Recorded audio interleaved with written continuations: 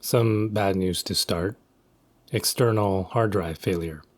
I lost all footages of the actual making of the cabinet carcasses, as well as the installation into the new space.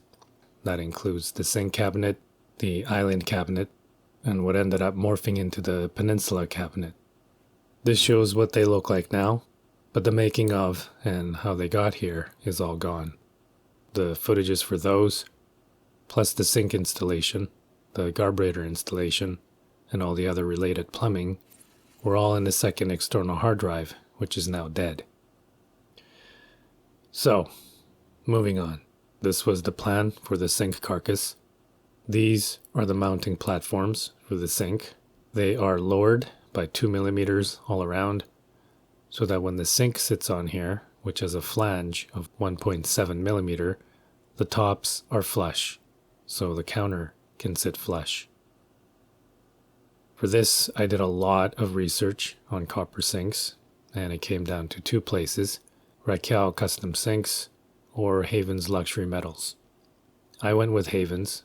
This is their custom legacy farmhouse sink with the integrated ledge.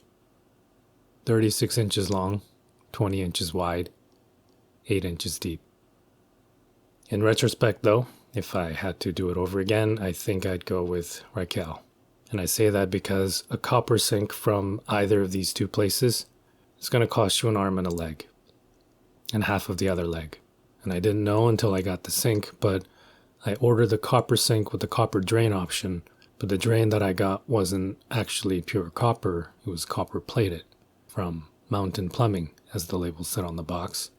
And for this kind of money, it should really be the real thing. Raquel sinks come with real copper drain that matches the sink, so I ordered one.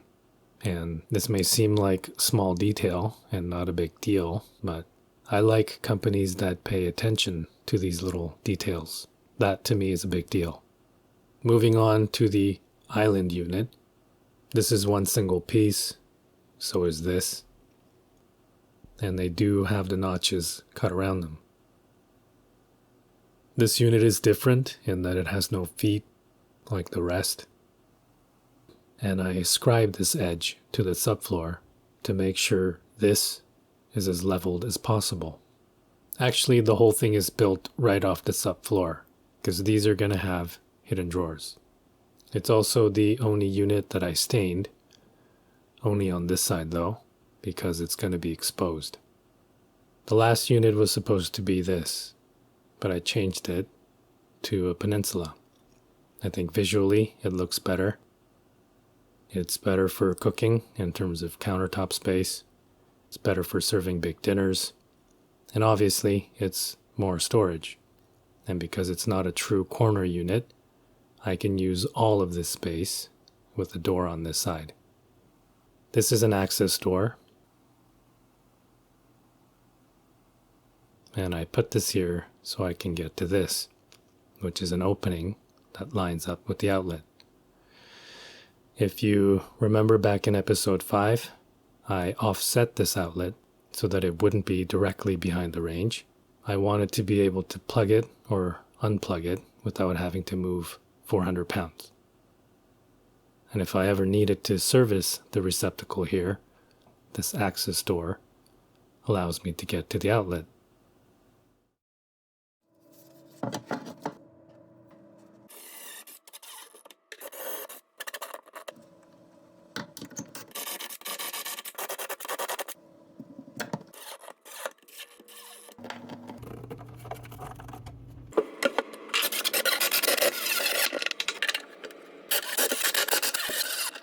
This is the unit beside the sink, all installed. You might have noticed already, but I need to do something to the back wall here. These slides are 22 inches, and it's too long to fit inside this carcass, unless I dig out a 1/4 inch from the back. The other option is to use 20-inch slides, but then you lose 1 3/4 inches in length for every drawer. So I'm going to mark the area, and using a chisel, dig out a 1/4 inch from the back. You can shave off each ply fairly easily by chiseling perpendicular to its direction. So this unit is done. I have to do the peninsula now. And I only need it on the left side only. And this is the spice drawer. I gotta do it here as well. But I need to put on the slides first. The access door here proved to be great, really. It made this part way easier than it would have been. So the corner unit slides are all installed. Same with the peninsula. This unit is the shortest one. Spice drawer, stacked by the sink, and then the 4-stack carcass A. For the island, this stack is done. Same with the middle. Only thing left is to split the top drawer into two and then install the tip-on for the hidden drawers.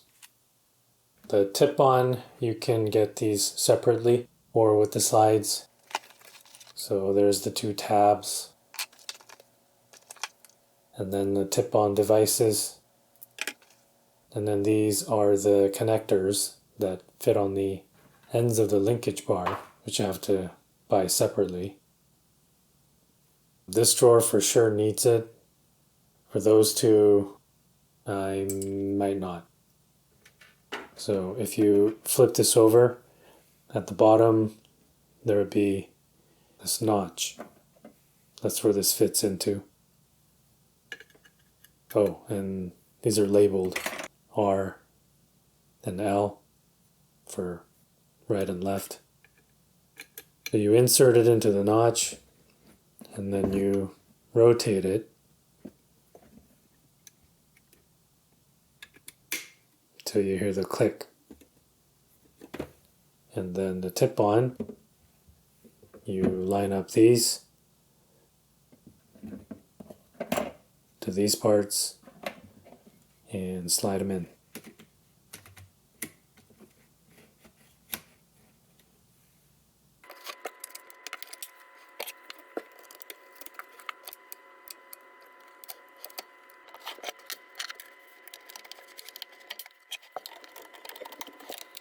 Here's the linkage bar for drawers that are wider than 40 centimeters, and this is where you insert the end piece.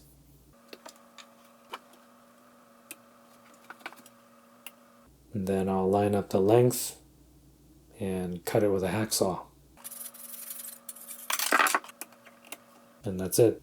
So this linkage bar doesn't actually pull anything. You're not locking the lateral movement of the slides together. What it actually does is activate a rotational switch. This is the switch, and it either locks or releases the slide from the closed position. And because they're now connected by the linkage bar, what happens to one switch instantly applies to the other, so they both release or lock at the same time. And then same as before, 3/4 inch marine ply, then the poplar trim cut to size and glued. Find the center of the opening, align the center of the divider, clamp, pre-drill, countersink, and fasten. And then mount the slides as before. Only thing left is to texture the trims and apply the top coat, which I'm going to do off camera. Aside from that, the island carcass is done. Onto the peninsula cabinet. There needs to be an outlet at the end of this. And to accommodate the depth of the electrical box, I need to add 1 inch to the thickness. These are 2 1/2-inch plywood screwed together, and I'm temporarily attaching it to the side to get an accurate measurement of where to cut out the channel. This is the midpoint of the countertop width, not the width of the plywood. 2 1/4 inches down from the top, I'll cut out a 2-inch wide channel down to the bottom. Using the scribed lines, the cabinet side needs to get cut out as well. And to alleviate the sharp bend required by the Romex, I'm tapering the corner for an easier transition. This is where the Romex will enter from the cross space underneath.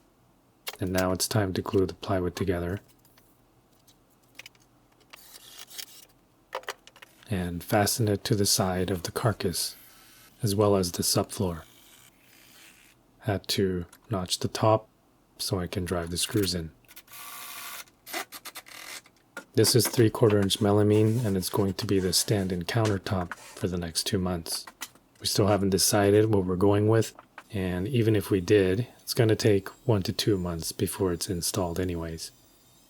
It's nice to have a counter to put things on again. So now I need to add an outlet here and here.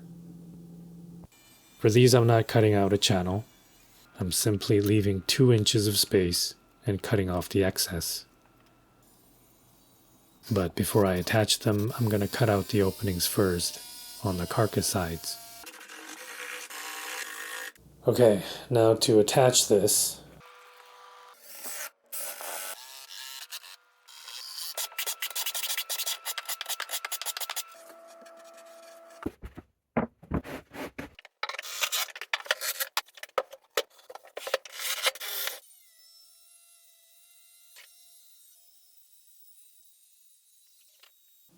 so temp island countertop,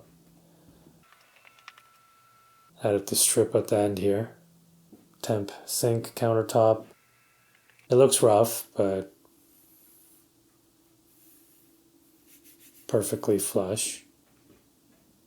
And of course the temp peninsula countertop.